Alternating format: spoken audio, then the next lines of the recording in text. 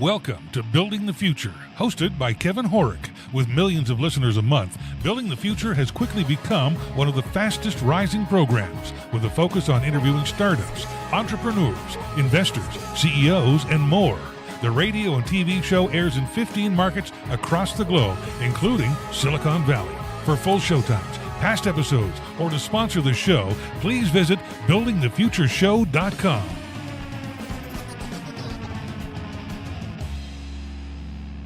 Welcome back to the show. Today we have Ron Carucci. He's a managing partner and co-founder of Navalent. Ron, welcome to the show.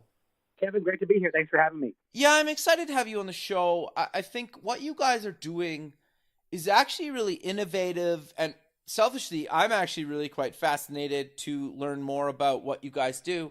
But maybe before we get into that, let's get to know you a little bit better and start off with where you grew up. Sure.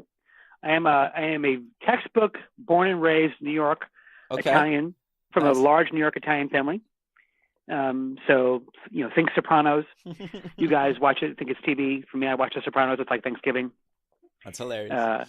And so I'm a youngest of five. Okay. And so all the cliches about those families are true. Most of the good ones. So yeah. That's where I hail from. 14 years ago, relocated to Seattle. Okay. Still adjusting to the culture shock. Sure. The rain? Is that the rain and the culture shock? Sure. I guess I haven't been to New York, but I've been to Seattle. I think it's a great town. But maybe before we continue on your journey, you went to university. What did you take and why? So. Nothing like what I'm doing now. Okay, my original studies were in the arts. Okay. So I began my first part of my academic career at Juilliard, studying music and theater. Very cool.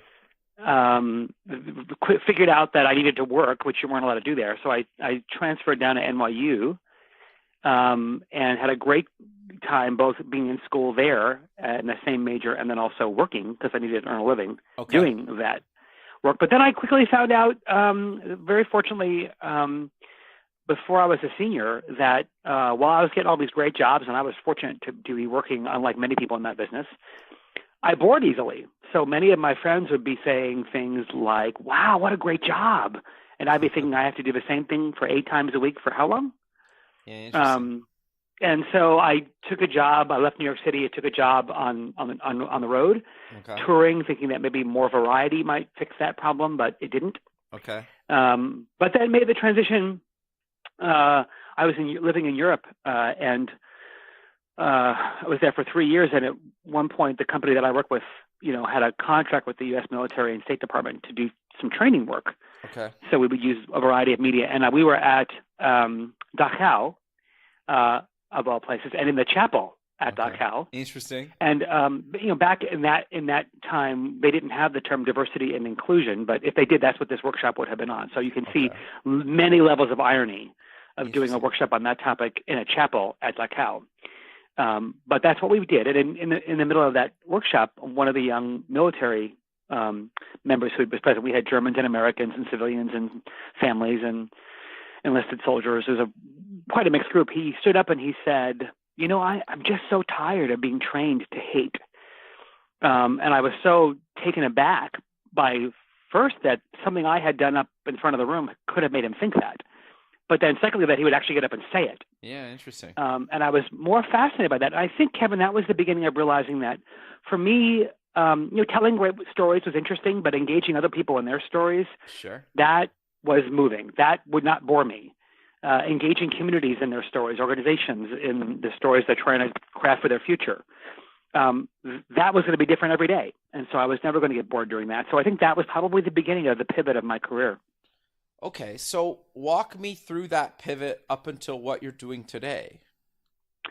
So it's, isn't it funny how careers always sound great in retrospect? They sound perfectly logical and orderly. But yeah, fair enough. But that's not really what happens. Okay. So anyway, I came back to the United States, finished my degree in communications, undergrad, before I left in Europe. Came back, found out there was a whole industry called organizational psychology. Okay. that did this kind of work. So I learned the language. I took an entry-level job in training and OD in a company. Okay. Got my master's degree in org behavior. Okay. And began my career. And mostly I was moving inside corporations. But the thing I learned about being inside corporations, and I've always had a passion for human endeavor and how humans came together to do things that individuals couldn't. I always loved that. And so I loved the idea of making that better. But part of the job working inside companies is you have to tell the truth. You have to be able to be honest about where it's not working in order to be able to fix it. Sure. Well, I learned, because I was never politically very savvy, that sometimes they don't really want to hear the truth. Sure. And, at that point in my career, I probably wasn't all that skilled in how I delivered it. And so I collected these things called severance packages, which my children loved because it meant that I got more time with them. But I began to realize that if I was going to embody my passion for organizations, it was going to have to be by not being part of one. Okay. And that what got me in trouble inside organizations and got me a larger collection of severance packages got me paid really well outside organizations. And so I began to realize that the best way to do this work was from outside. That, ancient wisdom says you can't be a prophet in your own land, and there's some truth to that. And so I began my career as an external consultant and started my own practice. But then I realized that at that point in my career, I was in my mid-30s, and I thought, I love this work, but I don't have everything I need to know to do my own thing for 30 more years. Okay. There's way too much I don't know, and I don't want to be a jack of all trades and master of none. I want to really learn how to do this at the best levels. Interesting. So I checked out my practice and sold it to a wonderful consulting firm. It was sort of in my field, it was sort of the Rolls Royce. It was the field. It was the consulting firm you wanted to be at. Nice. If you wanted to do this work. And I was very fortunate to go there, and was there for 8 years. It was a marvelous experience. Learned a ton. Met great people. But the owner of that firm, the founder, sold it to a much larger consulting firm. And of course, when you become something part of much bigger, sure, it changes the work. Yeah. And I think a couple of years after that happened, a couple of us thought, we love this work. It's still a passion. The craft means a lot to us. But doing it here isn't really as fun anymore. But we can still do it together and at the way we want to. So we left and started Navalent. Okay. And that was 14 years ago. Very cool. So what do you guys do now, and how has it evolved since you started it 14 years ago? Because a lot of stuff has come and gone, right? And probably changed quite a bit, or is it pretty similar? Kevin, you're asking a raw nerve question. Because, one of the things that's really painfully different about what we do is that when we all begin our careers, those of us who started the firm, leadership and organizational work was a side dish. It was not treated as a main discipline. It should have been. Okay. But it was being discovered, back then. Sure. But in 15 years, the whole freaking world is doing it, right? Yeah, the playing field has become more cluttered and crowded with people claiming to be leadership and organizational experts of all kinds. Everybody's writing about culture. Everybody's a coach. Everybody's doing org design. And so the problem is that I'm all trained in it. It's sort of hacky and sticky, and some of them are very, very good. Which for us, what that means is we have to compete differently. We have to set ourselves apart differently. Okay. We have to be able to tell different stories when people are comparing us to 10 other people. Sure. That may be equally good or better, or maybe they suck. But to the naked consumer, they all use the same language and use the same things. And so for us, the idea of really setting yourself apart by how you express your ideas, by how you talk about the challenges your clients are facing, by how you talk about the pattern library that you've seen, because we all have 30, 40 years of experience, whereas some of them people we're being compared to have 5 years of experience. Sure. Or they have 3 years of experience 10 times. I got you. And so, but that requirement to have to do that and have to do it really, really well was never part of our requirement before. So only in the last 4 or 5 years has that really intensified for us. And so it's a new muscle we're still building, but it's hard.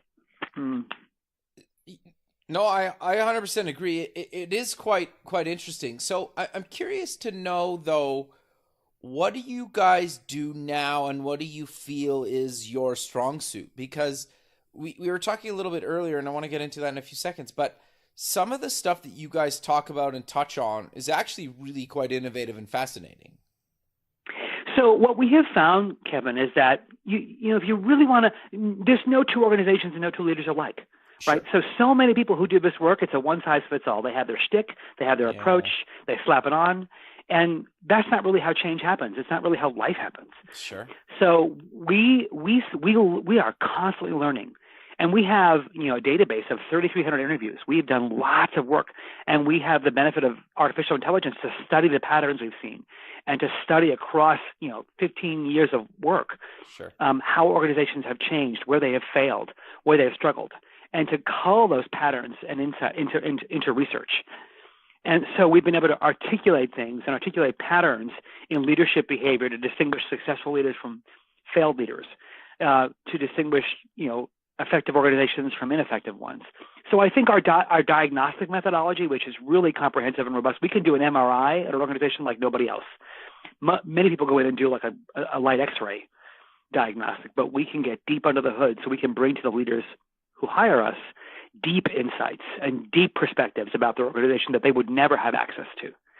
And we can craft pathways for change. We understand, you know, many practitioners out there focus on the individual, or they focus on a team, or they focus on the system. But if you want change to stick, you have to do all three at the same time.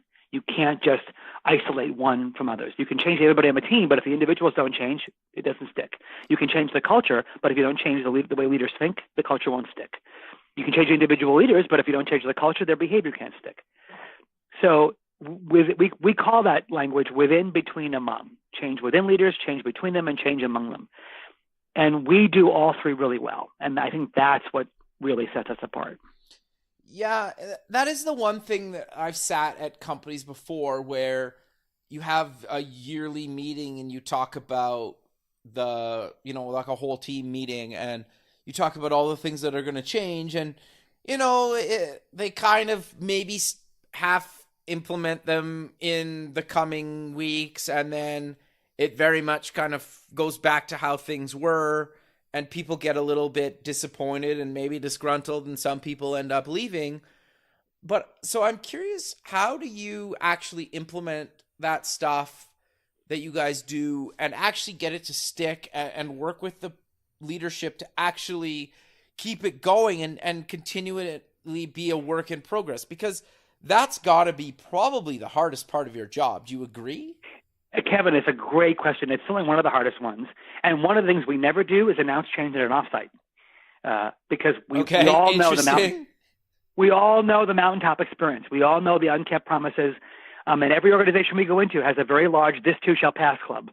Yeah, okay. Because they've been trained to not take it seriously.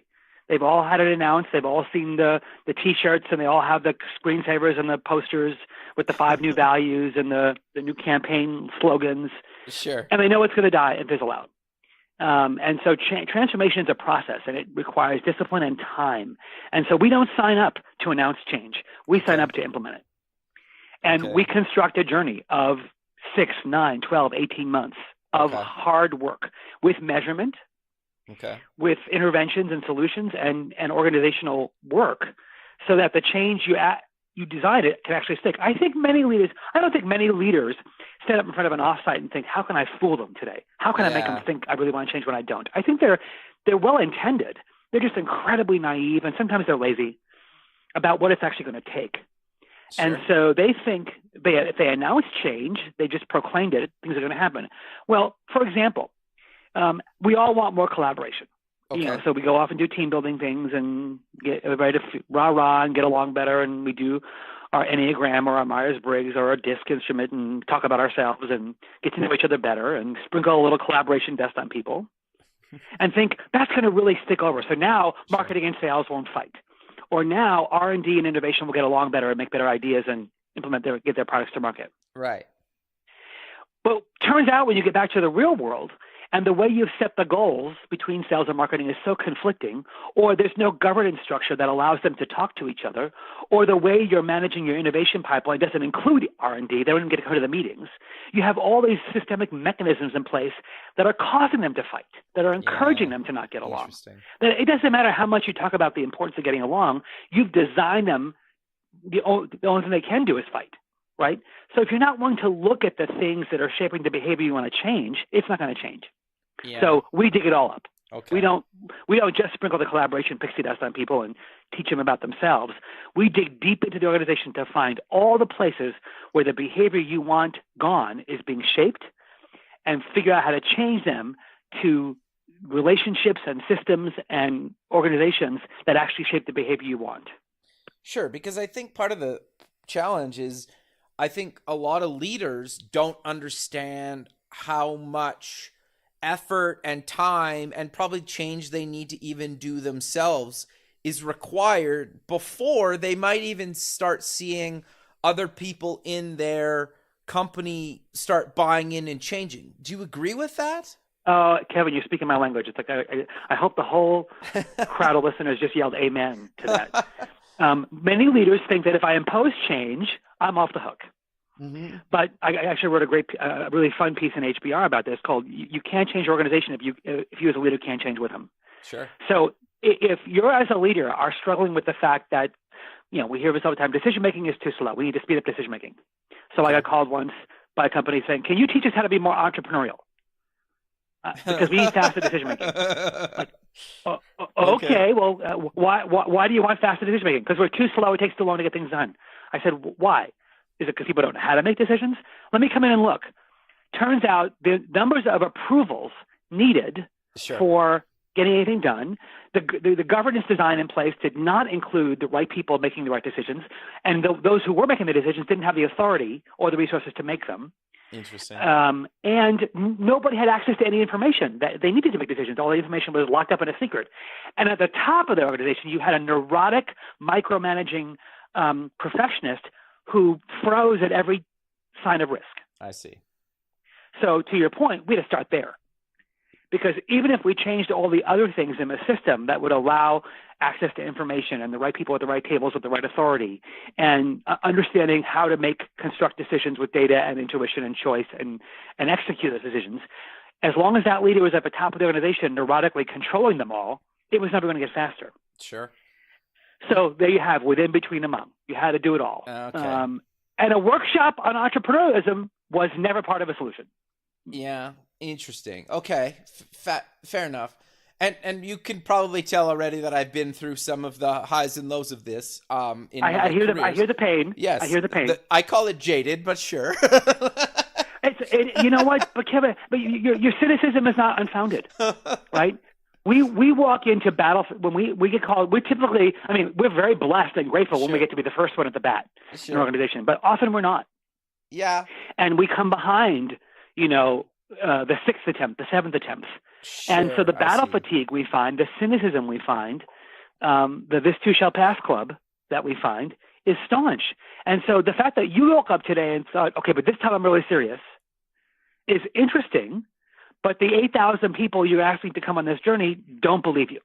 Yeah. So now the change journey has now become extra complicated because it's not just the change journey that you're asking that we construct in our within, between, among way. It's how do we get over your history of failed change enough to convince them that this time actually will stick. And almost all of our work is complicated and compounded by the reality you're talking about, which is been there, done that, got the T-shirt, and it didn't work.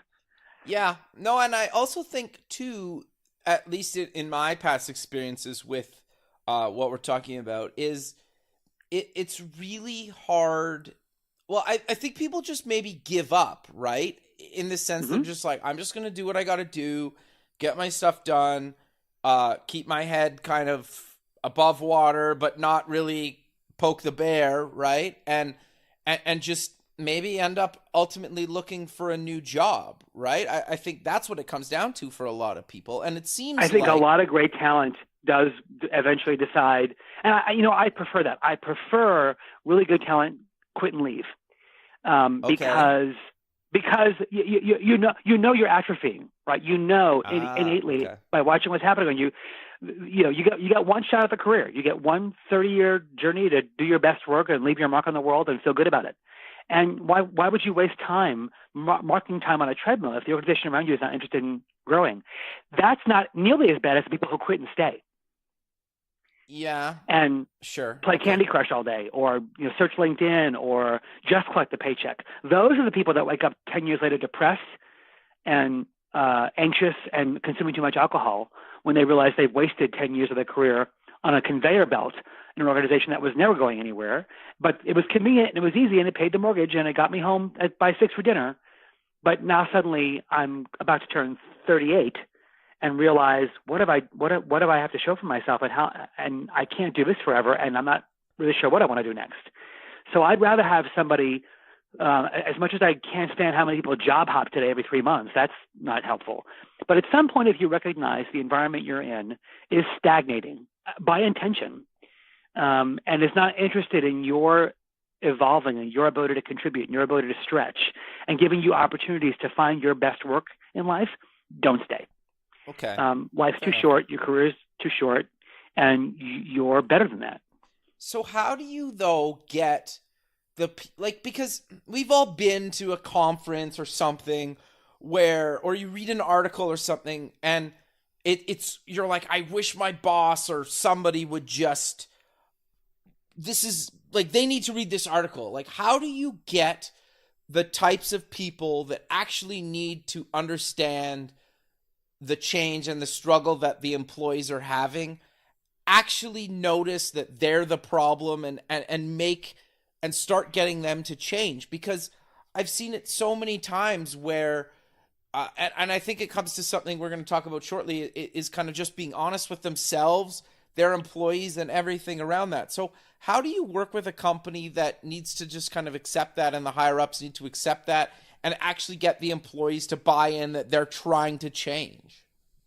Well, to your point, it starts with the people who are commissioning the change, right? You need to hold the mirror up to them first. And so that's, like I said before, our MRI of the organization is a forensically deep, comprehensive look at what's really going on. And we bring leaders, 60, 70, 80, 90 pages of data. Wow. A story, and every word we hear gets coded in our database, into the data. You don't know who said it, but you know that it was said, and so we find all the patterns. So you hear a chorus of voices talking about your organization's story in a way you would never hear as a senior leader. Okay. It's difficult, it's painful, and it's raw, but it's honest. And now from that place where you can now see the full story in all its beauty and all its horror, out in front of you with a set of leaders at the top who have the power and the authority and the job and the resources to actually make change.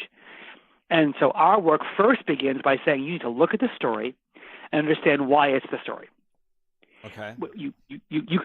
Some of it may not even be true, but it's what people are saying. And if they're saying it, it means they're making behavioral choices about it. So whether you believe it's true or not is not relevant. Interesting. Okay. The fact that this is the story the organization is telling themselves, even with its contradictions, is the story you have to start with before you can craft the next chapter. I think many of the changes you're describing, Kevin, are changes where somebody came in with this, a new fad, the new thing du jour, and try to impose it on top of a highly resistant organization where it could never have thrived. And maybe it was even the wrong change. Interesting. Sure. We all see collaboration become a goal when people are complaining about the compensation structure being too individualistic. We all see integrity become a goal when there's been a scandal. We all see diversity become a goal when there's been too many lawsuits, right? You can't impose change that's only meant to correct your past shortfalls. So when we put that story in front of leaders, I now have your attention, right? Yeah. I now have a place of saying, okay, this is the story. The pen's in your hand to write the next chapter. But you got to start from here, and we make them take responsibility. We spend a day or two in a room with them with that information to say you need to make sense of a story, and you need to craft what could the next chapter be, because you're not going to be committed to it unless you create it, and you're not going to create it unless you believe this is the story you're in today. Interesting, and you got to get some pushback though on that sometimes, or people are usually open to change. Well, I think at that point, I can't make this stuff up. Right? Yeah, fair enough. Yeah. If you're bringing in 90 pages of data, you didn't make it up. Well, not only that, some of you in the room are the ones that said it. Yeah, okay, this enough. Came from you. Fair enough. And, yeah, okay. And 20 or 30 or 40 of what you put me in front of your best leaders, the people you're counting on. This is their story. So if it's on their backs, you need to craft the future, you better believe what's happening here. And so it's usually a very sobering and humbling mirror to look in, but rarely do we get people completely dismissive. It makes them defensive at first. Sure, they bristle. Sure. We have a 3-page instruction manual that accompanies these reports for here's how you read this report. Okay. And how you manage your emotions and how you manage your defenses and where you know you're triggered. So we teach them how to read it and absorb it before they even come into the room to discuss it. Okay. Interesting. No, that's fair. So I want to get into, you and I started talking quickly about it, about honesty. That, and you guys did a bunch of research around that. So do you want to talk about what you guys did and what you found around that and why that's so important? Well, I mean, we don't, you don't look past any headlines today where there's, one moral leader, in an organization and a sports team and politics, misleading, mishandling, behaving immorally, doing something that erodes our trust. Today, leaders start distrusted, right? Yeah. People assume if you're in leadership, you're going to screw me. Yeah. And so, we have half the workforce checked out. We have half the workforce feeling like they have no sense of purpose. It's a dismal place. So, where this began for me was in one of those diagnostic interviews I was talking about with you, where there's a head of strategy for a $30 billion food company. Wow. Talking about a failed merger. Okay. They had paid several $1 billion for this food company that they thought was cutting edge. It was great. They could learn a lot from it. They would, Anyway, so it went south, and he's sitting there telling me, if we're honest, notice the qualifier, right? If we're honest, we all knew it was going to fail. We didn't have the capabilities to merge with them. We didn't have the guts to learn from them. We didn't have what it takes to make them successful, and we all had a sense it was going to fail. So then, why did they buy it? Did you ever cover that with Kevin, I'm sitting there taking these notes, thinking, why can you tell me this now, but you couldn't tell each other? He said, we've lost our way in the food space, so now we're just grasping at straws. We don't know who we are anymore, so we're just making things up. Wow. And I thought, that's such the state of corporate America today. I'm like, okay, so these are good people. These are good people, men and women. These are not like sociopaths or like hedge fund greedy whatevers, right? These are good people, and they're smart people. Yep. So I'm like, okay, we've all known from behavioral science that dishonesty is not just a function of individual character choices, right? But the best our behavioral scientists have done so far is to say, well, it's the culture. Okay. Which is like, well, what does that mean? What do you mean that the culture is promoted? So we wanted to know. I wanted to understand what are the things that would predict whether or not someone will withhold or distort the truth in an organization. What could have led them to decide we're not going to talk truthfully about what we all know is about to happen here. We're just going to go do it. Yeah, interesting. With our shareholders' money.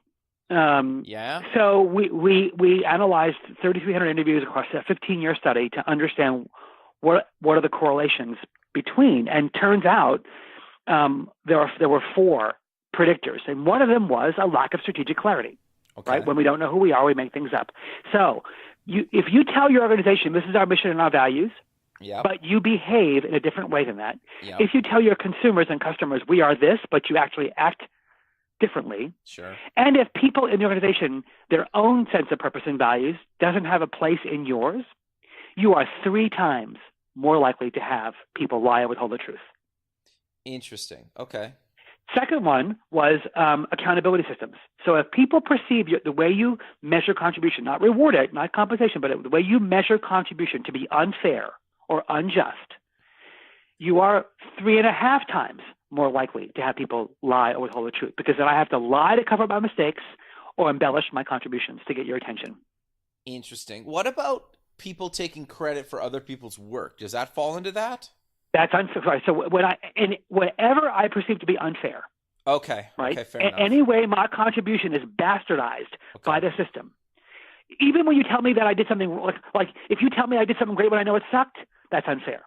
Right. Okay. Interesting. Any lack of accuracy between how you measure my contribution and how I perceive that measurement system, even if it's positive, that's interesting. Actually. Sure. How many leaders blow smoke at people all the time instead of saying, you know what, this wasn't good, do it again. We don't want to hold them accountable. We don't want to make them feel bad. Yeah, interesting. The third one was decision making, governance. So when it's not clear who gets to make what decisions and how those decisions are made, when governance is not transparent, you're 4 times more likely to have people withhold or distort the truth because the truth goes underground. Okay. Right. And so now there's no place for the truth to be told. I have to rely on gossip and rumors and innuendo and palace intrigue to get my information. Interesting. And the last one, probably the most surprising, was border wars.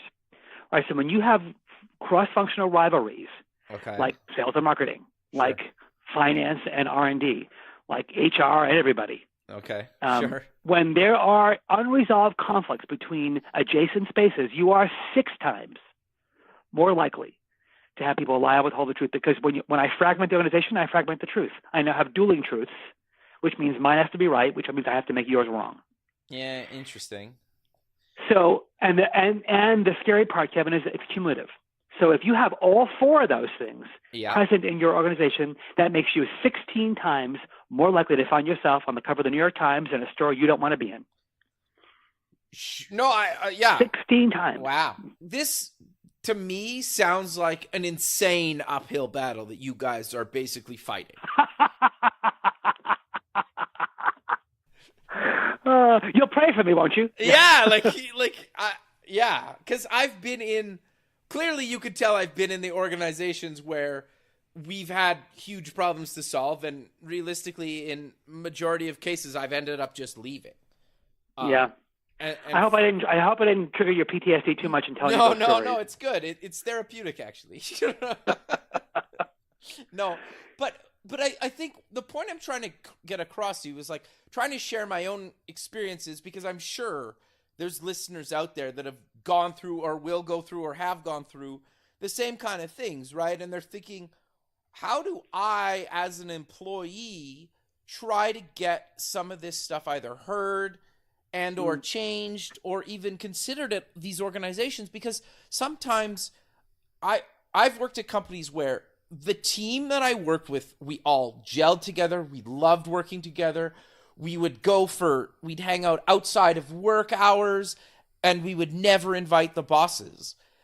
And it was sad that we ended up all parting ways because the high-level management could never get their act together to sort out the problems that we all knew and were hoping that they would try to solve. So how do you, as an employee, basically get somebody like yourselves into the organization to at least try to fix these problems? Well, so, I mean, practically speaking, there's a great article on HBR on that very research called 4 Ways Lying Becomes Normal at a Company. Okay. Put it in your show notes. They can just, anonymously send it to their bosses. Sure. So here's, I know we've all heard the term psychological safety, and is it safe to speak up, and what does it take to create that safety? Sure. I honestly think more bosses than not. There are certainly the morons and sociopaths in the world who do not want to hear the truth and do everything they can to barricade it. Sure. But I do believe, I don't believe for a minute that 5,000 people woke up at Wells Fargo one day all at the same time and said, hey, here's an idea. Yeah. Okay.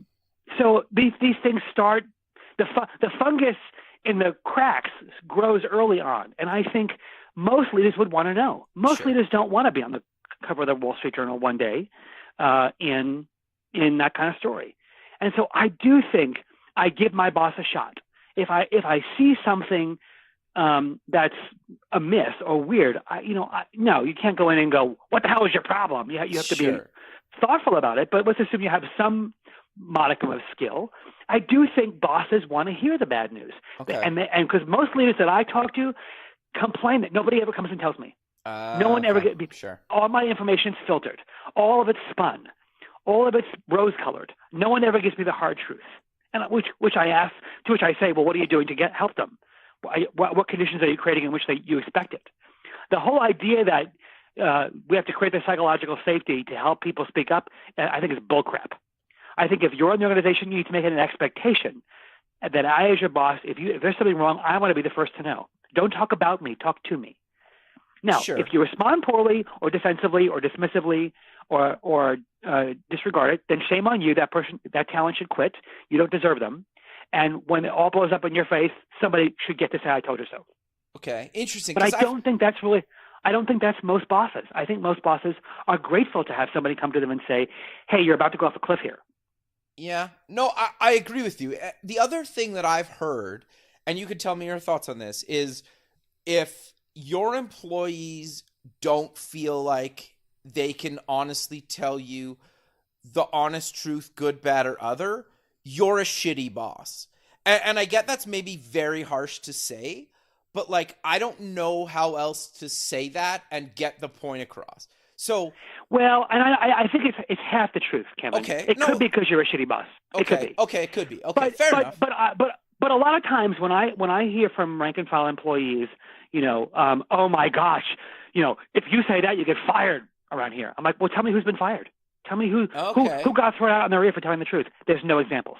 Okay, interesting. So the self-imposed narrative of I couldn't possibly say that is self-imposed. It's uncomfortable for me. It's my boss. So you make up this narrative in your head of he's going to retaliate. I'll get fired. Yes, there are cases, especially like in sexual harassment or stuff like that, where people conceal stuff and retaliate. That's 10% of the time. Okay. I think the vast majority of the time, put in a backbone and go say something. Sure. Until you have evidence that your boss is not interested in hearing what you have to say, until you have hardcore evidence. Now, what I'd say to bosses is you better let people know, and in a believable way, that when something is going wrong, you want them to tell you. When you're doing something that annoys them, and you're a boss. It's your job to annoy people. Okay, interesting. They are telling stories about you at dinner that night. You should figure out what the stories are and make sure they're the ones you want told. Yeah. Your job is to make people uncomfortable. That's your job. But they should know why you're doing it, and they should be welcoming of it. If you're making them comfortable, you're not doing their job. If you're insulting them, you're not doing your job either. But if you have not taught them why you want them to come to you, how to come to you, and open up every meeting or end every meeting with, anybody got anything that could put us all on the paper tomorrow that we want to talk about? And making sure you make it normal to talk about the hard things, then you're not doing your job either. But because a boss is not doing that, don't conclude that they don't want to hear it. Go offer it to them. Find a way to bring your voice and tell the truth. I think the problem that we've conflated, Kevin, is that today we have this horrible term called speak your truth. Okay. And the problem is what that means is, speak truth to power. It means adopt the posture of a big middle finger. Yeah, right? Okay. Fair enough. And that's not helpful. That's not helpful. So we have to, learn to disaggregate your truth from the truth and tell it in a way that's respectful, but truthful. And so do find your voice, because if you don't speak up, you're colluding with it. Yeah, interesting. And you're part of the problem. Yeah, I suppose. Yeah, no, that makes total sense. So I want to dive a little bit more deeper into the stuff you guys actually do, because how do you, work with leadership in the organization, and talk about maybe some of the high level strategies that you guys do actually implement in a company? So the basis of any organization at its origin is, how do you compete? How do you win? Why would somebody pick you over somebody else? Sure. And so often in companies that's missing, right? Sure. They have a mission statement, a value statement, they have objectives, they have, all the counterfeit strategies. But when you can't tell me who you are, you can't articulate, this is why we want this consumer and not that one. This is why we charge this price and not that price. This is why this is what we're better at than anybody else in this space. And so often the absence of that was what creates lots of confusion. So we begin there to make sure the organization knows who you intend to be and how you intend to win. Then I have to look at your organization, right? So if you say that you want to compete on innovation, but the way you've organized innovative activities in your organization, product development, marketing, R&D, whatever, are underinvested in, disparate and not well led, and look starved, then you can't tell me you compete on innovation, right? Yeah, interesting. Or you tell me you want to compete on price and cost leadership, but you have a bloated supply chain with lots of redundant activities where you're spending extra money on things you shouldn't be spending money on. Sure. So I have to make sure your organization is built to be who you say you want to be. And the last thing I have to do is make sure you have people who can lead, right? Because great leadership isn't a generic thing.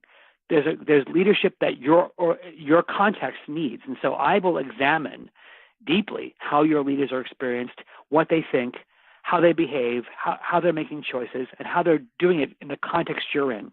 So when we work with leaders in an organization, our job is to shape their leadership around. So if this is what you say you need to compete and win, what leadership is required for that? Not just people like him better, or he increases your employee engagement scores, or he gets better 360 scores, or she or he looks better, but really, how are they leading successfully in that context? And so, get real clear on how you're competing to win, get real clear on how you built the organization to do it, and get real clear and do the deeper work on making sure you have leaders who can guide it. Sure. And we bring a solution set and a tool set that does all those things. Okay, interesting. So how do you, though, actually follow up and make sure this stuff is actually getting implemented? Do you guys have people that come to the organization quarterly or a couple times a year? Or how does that kind of work? Those journeys are not 2 weeks, right? Those journeys are multi-year sometimes, and we stay the whole time. And when we create new organizations or create new solutions, we will often become part of the implementation, at least the early months, to make sure it sticks, to make sure it's not going into heart failure. And we create metrics, right? So we create, here's the measurement system that would tell you if the change is sticking or not. You actually have to go and ask people and collect data to find out, is this doing what we said it was going to do? Or is it need to be corrected or adjusted?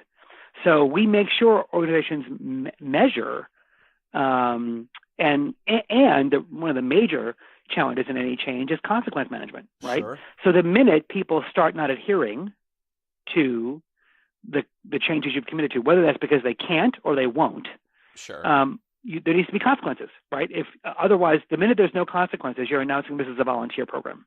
Yeah, interesting. And so why wouldn't I regress? Why would I bother going through the change of this if it's clear you don't intend to make it stick? The only people who like change are wet babies. After that, expect resistance. Expect people to not love it. Even if it's change they asked for, it's still going to be hard.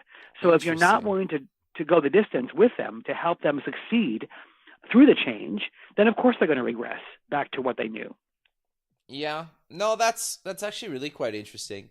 So what is your thoughts then on incentives if people meet the change or like the requirements of change, right? Like, do you find that raises or promotions or bonuses in some way actually help? Do they hinder? Does it not really matter? Does it really depend on the person? It's such an interesting question, Kevin. I think incentive systems can help reinforce behaviors you want. They're not going to do it all, right? People do not change for money. Sure. Or they might for a short period of time, in my experience. Right. But what they also do for a short period of time is not change if you're paying them to do otherwise. So if you're paying people for individual work but ask them to collaborate, you can bet they're not going to collaborate. Right. So if your incentive systems contradict the behaviors you're looking for, then you have a problem. Right. Sure. So the incentive system has to at the very least be aligned with the direction you're headed to. And certainly if it's reinforcing of that or encouraging of that direction, you might get there a little faster, as long as everything else is in place to work. If you only do it with incentives, it will be, to your point, it'll be short-lived at best. Interesting. So I'm curious though to get your thoughts on where do you kind of see the different age groups, because do you have to tailor the programs and what you guys are implementing similar or different, or how does that work depending on, the different generations? I think one of my books 10 years ago was about generational differences. It was about millennials before we actually called them millennials. Sure. Called Leadership Divided. And I wanted to study the differences between incumbent leaders and emerging leaders to see what was all this hubbub about these generational differences. I think we way overblow them. I certainly think that the up and coming Gen Z generation is very different than the millennials were. We thought that would be the same, and they're not. I think one of the dangerous things about Gen Zers is how ill prepared they are for the workplace. Agreed. We have trained them that what doesn't kill you makes you weaker. We have not prepared them to be resilient. We've tried to help them avoid every struggle possible. We've taught them the world is good and evil only. So I think they're going to bring a very they're going to struggle to be accountable. They're going to struggle to be resilient. That's important. But I do think that the emphasis we place on major generational differences is way overblown. Okay. The issue isn't are you an emerging or an incumbent leader. The issue is which are you when. There are days I'm the emerging leader. Okay. Right? So the issue is do you know how to build relationships with people who are different than you? Whether it's an age difference or a cultural difference or a gender difference. Sure. It's not a problem of demographic or the year you were born. It's a problem of relationship. I think we have to solve it at the relational level, not at the age difference level. I wrote an article once that opened up with the words entitled, lazy, not hardworking, overly social, and feedback averse. Okay. And I said, sounds like the words we use to describe every millennial, right? Yep. Those words opened up a 1969 Life magazine article about boomers. Yeah, I was just going to say that. That was going to be my next point. It's like, I'm just a millennial, 36. So for me, I love the fact that you're basically written off and the bar is so low for me, right? To a lot of people. But it's like, I also see it as literally, if you just like pick the bar off the ground, people are like, good job. And if you do better than that, people are like blown away, right? So I think it's been great for me, but the thing that I'm getting at is I think there's in every generation since the beginning of mankind, and we could I don't want to argue when that is because of the connotations with that, but like there's been people that have been extremely motivated and completely lazy and everywhere in between, right? Yep, absolutely. Absolutely. I mean, yes, you were the generation for which everybody got a trophy for participating. Mm-hmm. But that doesn't mean that all of you came into the workplace expecting that. Yes, right? And some did, very much so. It's a gross generalization. Yeah. I've seen plenty of high-achieving millennials, and I've seen plenty of millennials who don't want anything out of life. And I would say that about my grandparents' generation, right? Absolutely. Absolutely. I think the flavor of that may alter, but it's still ice cream. Sure. And I think when we make it about your birth year, I mean, too many people spend all this money and time, how do we market to millennials? You know, has to be digital, has to be on video, has to be on an app. Well, maybe not. Sure. Now it's how do we market to Gen Zers because now they're in their mid-20s and they're becoming consumers. Right. I think understanding the conditions in which they were raised, how they're the millennials are one of the most socially justice-minded generations in history. Sure. Let's talk about that. Sure. Right? They're far and talk about feedback stronger. Millennials that I know can't get enough feedback. Yeah. And the more negative, the better. Yeah. The more you talk about it, boomers, you have to on eggshells. You got to walk to give them negative feedback. So let's talk about the positive things millennials can teach us. So I in many organizations, I point at millennials and said, and across the room, I said, go over to those boomers there and teach them how to take feedback. Interesting. How does that go? It's great. And then I've said to them, boomers, go teach those millennials how to be disappointed in how they make budgets. Yeah. Interesting. It's when are you the learner, when are you the teacher? It doesn't matter which generation you're born in. Just build a relationship that allows it. Yeah. And yeah, but that's gotta be in the minority mindset in a lot of leaders, or is that not fair to say at all? Yeah, I think you're absolutely right, Kevin. It's counterintuitive, right? Okay, sure. But here at the real heart of the war is what we call the war between legacy and potential, right? Sure. Your legacy, I see as threatening my potential because you're sticking around too long. Okay. And as a more experienced worker, I see your potential threatening my legacy. I fear obsolescence. You fear being muted. Okay. But why can't we work together? If we work together, my legacy is insured in your potential. Yeah. And your potential is fulfilled because I can help you along. I can teach you. Agreed. Right? Okay. But then okay. Keep going, sorry. But you first have to discover that to realize, oh my gosh, my fear of obsolescence is if I take myself out of the game, I became far less obsolete and far more relevant if I make sure that the work I've done, the things that live on in this generation. But isn't that outside of the workplace? Isn't that how human beings have basically survived for generations? Is by passing information along and learning from each other? But it seems like we've forgotten that the second you move it into the office walls. Do you agree with that? Well, I think every company complains these days about tribal knowledge leaving, right? They haven't codified their knowledge, and the tribal knowledge goes when generations retire. I think the challenge we have today is we've become so divided. We have so many competing echo chambers that the batons are only being passed within the echo chamber. We have to pass them across these divides. That's when this will really be great. And in the workplace, we tried false mentoring, reverse mentoring. That all failed because you can't contrive that stuff. Okay. But I do think your peers, and even younger than your peers, the Gen Xers, are hungry for mentors, real mentors. Sure. Not mentors that want to clone themselves in you, but mentors that want to invest in you. And I think people in my peer group, if we're honest, are eager to learn from you. Listen, who's my help desk? My 27-year-old son. Sure. When I need an app installed, when I need to fix something on social media, I'm like, hey, Matthew, can you do this for me? He's my help, because it's natural to him. I don't even think about that stuff. So we have to be willing to reach across those divides, not just generational ones, but ideological ones, philosophical ones, cultural ones, and move that tribal knowledge around in as many directions as we can. And yes, for generations, that is how we did it. The irony to me, Kevin, is that now we have the luxury of passing that information in so many ways available to us. Why would we want to hoard it? Why would we not want to? I mean, think about how much better we all get if we move that knowledge and insight in every direction we can move it. No, I 100% agree with you, man. But sadly, we're out of time. So let's close with mentioning where people can get more information about you guys and any other links you want to mention.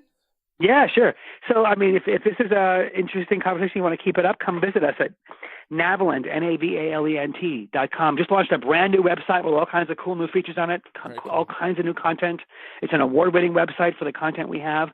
We have a free ebook for you, too. So if you want to learn more about Within, Between, Among, our playbook for that is at Navalent.com/transformation.